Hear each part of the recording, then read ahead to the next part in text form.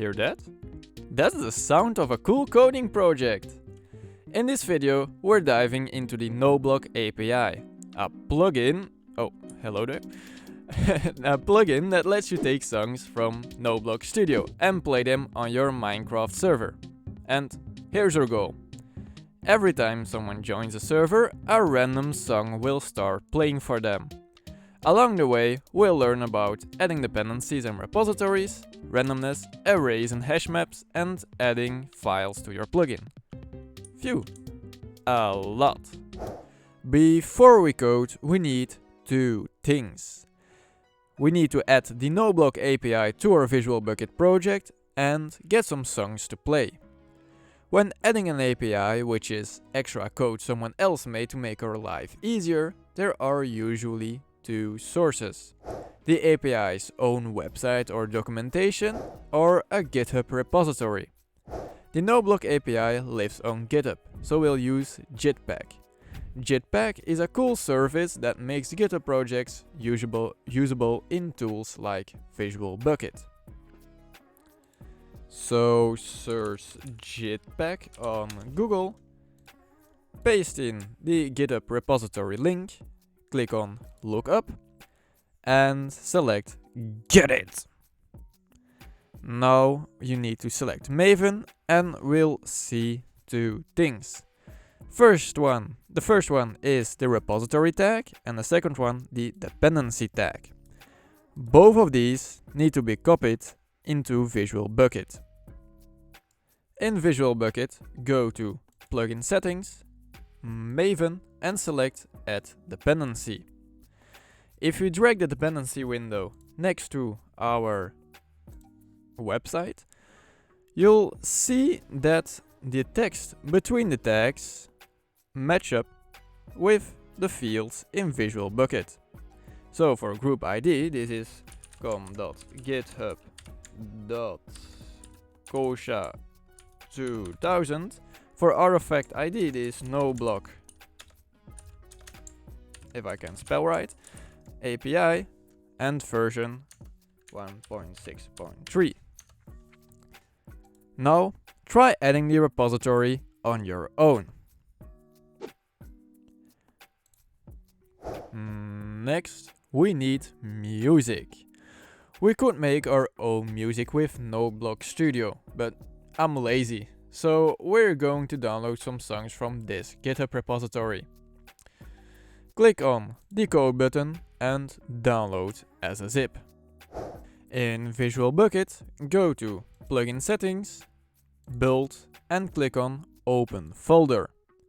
The contents of this folder will be placed into the plugins directory on your server. In here, we can do two things. We can make the directory songs, but leave it empty so the server owner can add their own songs. Or, like I'm doing, extract all the contents of our zip file and delete any files we do not need. Delete. Finally done. Time to code. We start with the player join event. When a player joins, we want to grab all the songs in the folder, pick one at random, and play it for the player. First, we're going to add a local variable called files, where we'll store an array of files. But what is an array? An array is a row of items of the same type, each holding one value. In this example, we have a row of different items from the same type, namely food. We call each item an element. Every element is numbered starting from 0, the index. So the element with the value pudding is at the index of 3. In programming, these items could be numbers, text, or in our case, these songs. In Visual Bukkit, it requests where the folder is located. Therefore, we're going to create a new object from the class file, selecting the constructor new file. A constructor is a method that automatically runs when an object is created.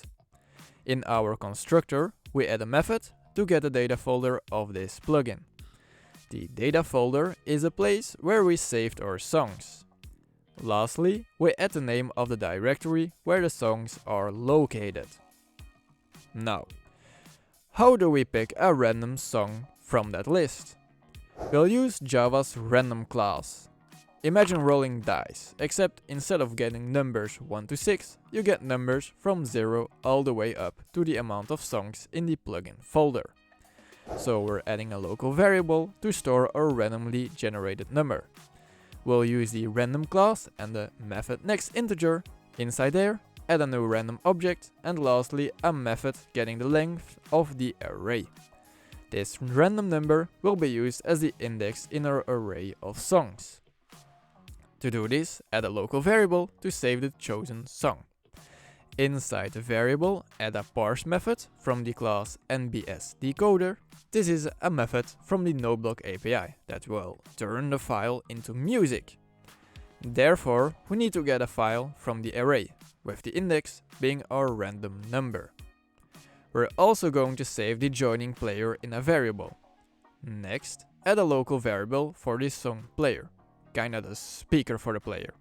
This is an object from the radio song player class, making a new radio song player, playing our randomly chosen song.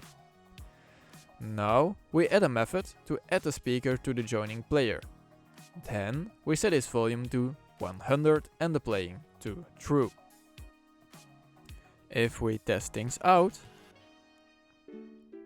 we see a random song being played every time we join. But if I leave the server and rejoin, 2 songs play at once. Maybe you like mixing up songs like a DJ, but I rather have one song playing at a time. To fix this, we'll use a hash map. Think of a hash map like a school with lockers. Each locker has a number, the key, where you can store your stuff, the value. If I want to get my amazing pudding back, I need to remember the number of the locker, our key. Therefore, I don't need to search every single locker. In Minecraft, our key will be the player, and the value will be the song player. That way, when someone leaves the server, we can instantly find their boombox and stop it before it becomes chaos. To do this, add the plugin enable component and save the new hash map in a global variable. In player join event, we're going to put our player as the key and the song player as the value. Add now player quit event. In here, make a local variable for the player and the song player. Inside the song player, use the method get to get the value of the song player. Lastly, add a negated if statement, checking if the song player is null. If that's not the case, we're going to stop the playing of the song player. Lastly, we remove the player from the hash map. If I join, I get to hear beautiful music, and if I leave and rejoin, I don't get to hear the work of a bad DJ. And that's it for this video. If you're still a little confused with hash maps and arrays, that's totally normal. You may always ask for more information in the comments. Again, thanks for all the support and suggestions. They're on my list. Goodbye.